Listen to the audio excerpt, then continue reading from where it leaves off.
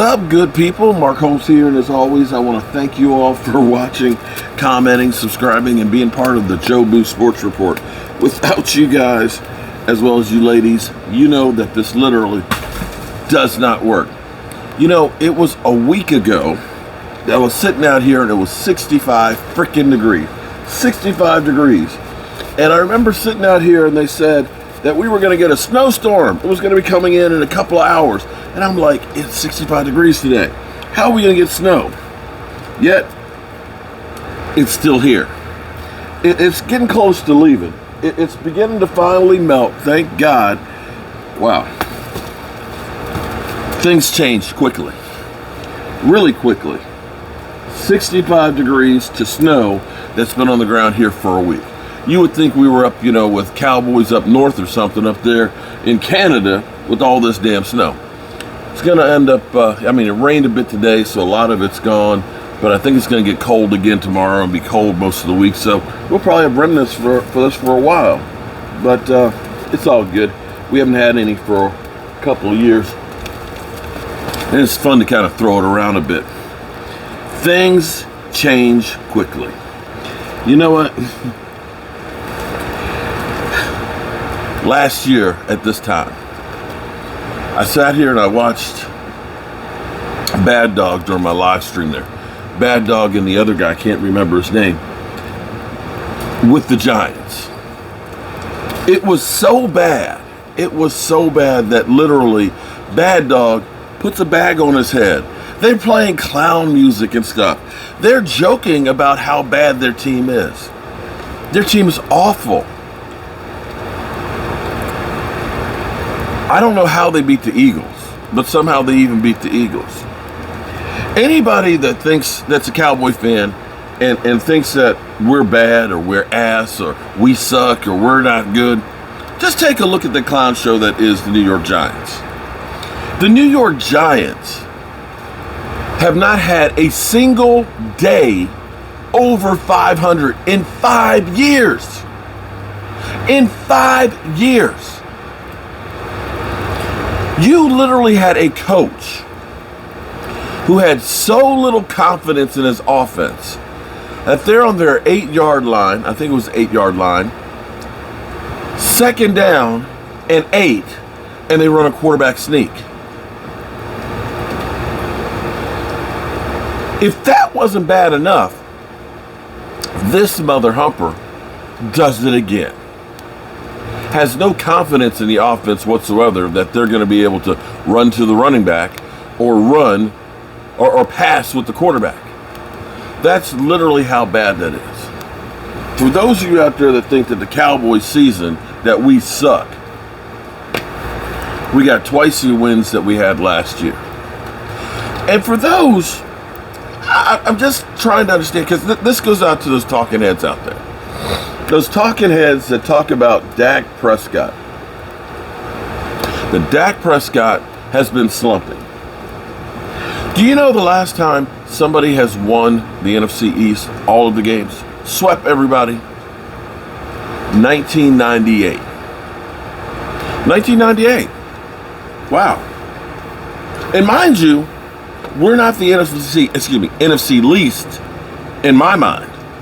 We at least got 2 teams in the playoffs. NFC South only got 1. NFC North only got 1. The West, that's the tough division. That's the tough division. They got 3. But we're not the worst. Not even close. I find it actually comical because I can't wait till tomorrow to hear what they say about Matthew Stafford.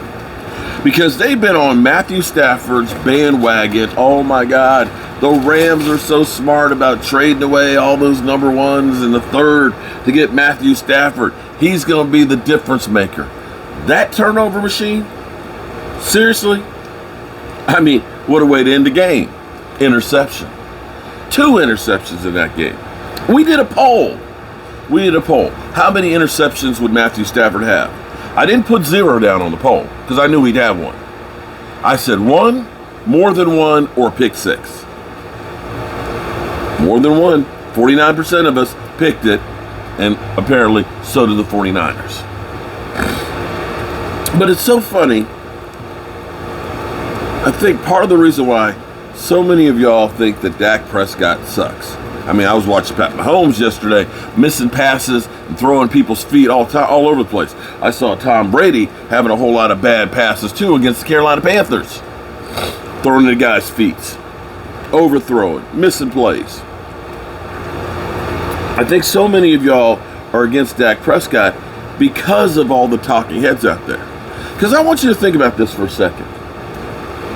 We've heard for the last 4, 5, 6 weeks that Dak Prescott is slumping, right? Oh, I don't know. The Cowboys going to the playoffs. Dak Prescott, he's slumping. Isn't it amazing that a guy who is slumping, a quarterback who is slumping, that is just an average quarterback, that somehow they have the number one scoring offense, the number one yardage offense, broke the Dallas Cowboys record, obliterated season scoring record, had the most touchdown passes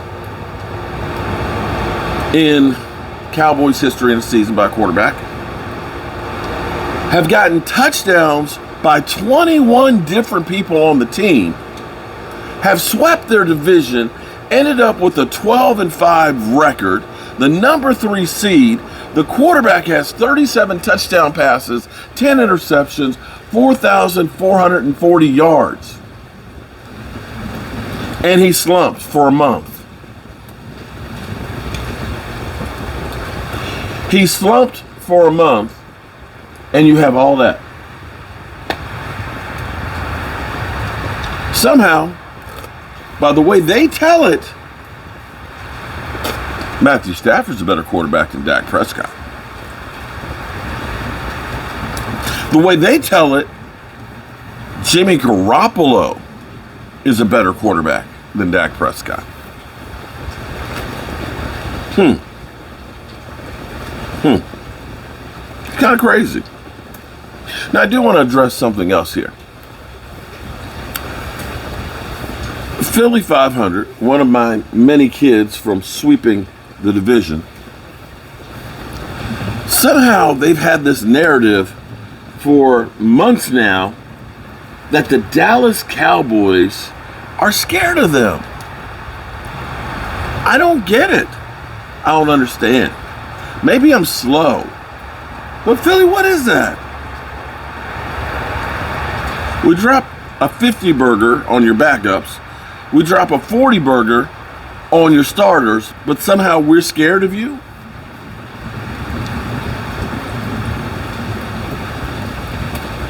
I'm sitting here trying to understand something here, Philly. You play Tampa Bay next weekend. You're in the playoffs. Instead of being happy about saying, you know what, we beat expectations. We're in the playoffs. After not being there last year, we improved on last year. Yeah, we got a lot to work on, but we got draft picks. Instead of focusing in on playing Tampa Bay, a team that you have to face, you're still stuck on the Cowboys. What is wrong with you guys? I'm sitting here, I'm watching the game, and all I get is Eagle fans in here trying to justify getting blown out in a game at home. Swearing that Cowboys had every single starter playing in that game when we have 2 defensive MVP candidates who sat out. But hey, it's cool. It's cool. It's amazing, though, that you can't make it without the Dallas Cowboys. It's kind of like Harold Carmichael said, which was back in the 80s. Harold Carmichael, I asked him, Harold, who did you like to play the most? You like to play the Cowboys? Because we know when we play the Cowboys, everybody's going to be watching. Some things never change. The Cowboys. Well, Eagles got Tampa, and we got the 49ers.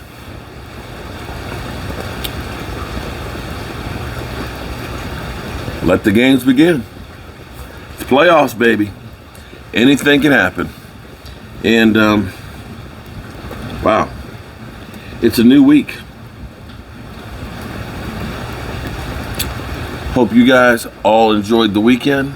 I can't thank you guys enough for being here. I've got to go ahead and break out some of those clips of Bad Dog. Oh my God, wearing the hat. Wearing the bag over his head. This shit was crazy. It was crazy. So, God willing, I'll see you guys in the morning. And how about them Cowboys?